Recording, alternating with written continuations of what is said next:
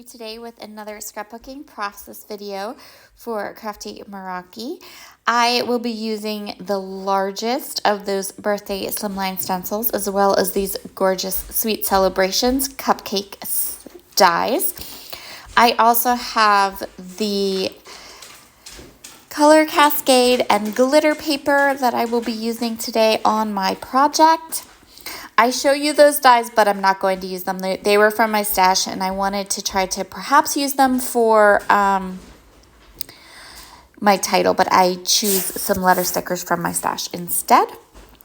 I'm going to start with this largest slimline stencil. I'm going to cut 5 of those panels, and that's going to create the background for my layout today.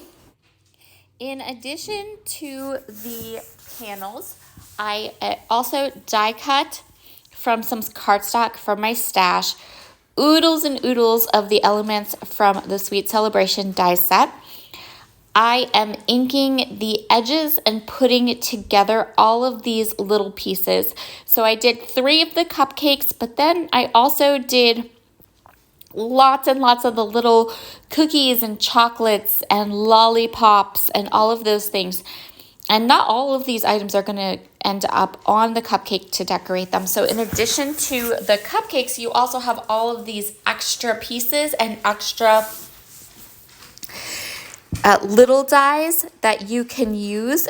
And you can use them as standalone dies separate from the cupcakes. So I did make 3 cupcakes, but then I'm also going to go ahead and make a bunch of the other little standalone elements as well. I didn't realize when I first die cut these dies that you need to cut multiples of the frosting pieces for it to cover the whole cupcake. So I'm going to figure that out in a second.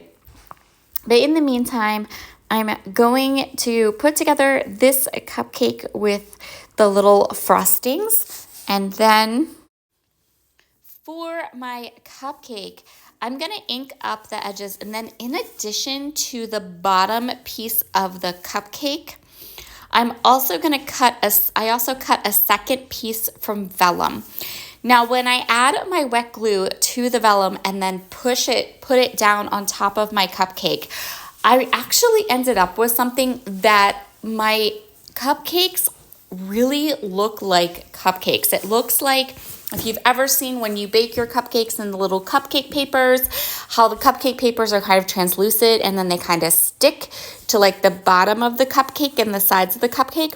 I was actually able to achieve that look quite accidentally just because of the way that my wet glue kind of reacted to the ink and then put on the vellum. I love how it turned out. I think it turned out super realistic. But I thought it was really, really cool how that worked. For the lollipops, in addition to the base piece, I'm adding 2 of the swirls together. I think those turned out really, really cute as well.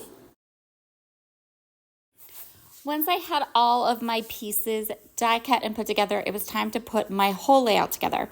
So I'm going to start with my background. I cut 3 of the largest slimline dies. I cut 3 of them from my pattern paper and then 2 of them from the glitter paper. I'm going to go ahead and use my T-square ruler to make sure that everything stays nice and straight. Once I had all of those 3 main panels into place, then I'm going to go ahead and add the 2 glitter papers to kind of fill in those white gaps and create a band of color across the middle of our page. So we have a lot of color here on our layout. So for my photo, I'm going to go ahead and mat it just on some white cardstock. That way it will have some contrast to the bright, bold background and you will be able to see it. I'm also going to pop it up a little bit, which will also help with giving it a more,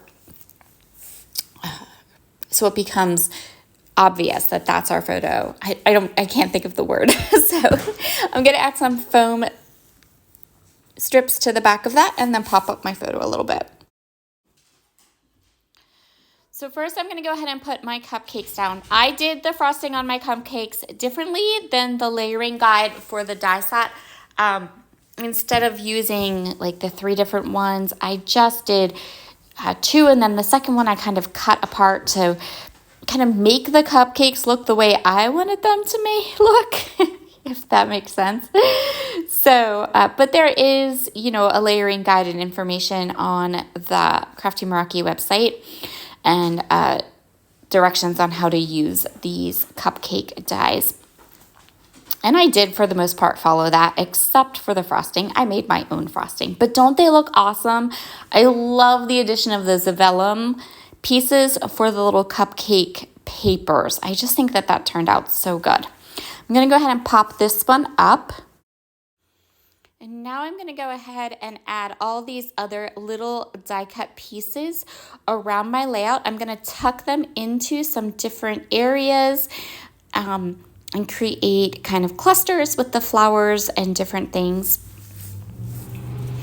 And I'm really going for like a border across the bottom of my page. So I'm going to kind of keep all of the elements towards the bottom and around the cupcakes. And while my photo for today is not of cupcakes, it's of donuts, I think a sweet treat is a sweet treat, and it doesn't matter what you use on your scrapbook page.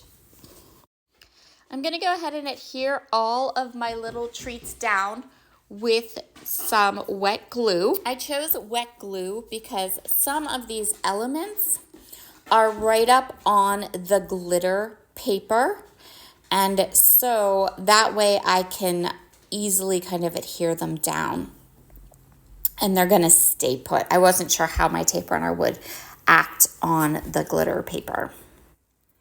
I kept my title very simple. I just grabbed some letter stickers from my stash, and I didn't choose a title that was really like super creative or anything. We're just going to snuggle it in there where it says sweet treats.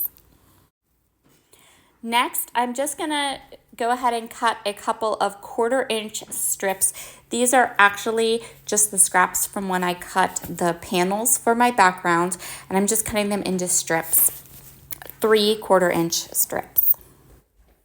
Once I had those strips cut, I'm just going to kind of overlap them and place them across the top and across the bottom of my page, just as to help to balance out the colors and to give like an ending to the page, as it were. This is something I do quite a lot when I create a layout that has most of the embellishment and everything right in the center.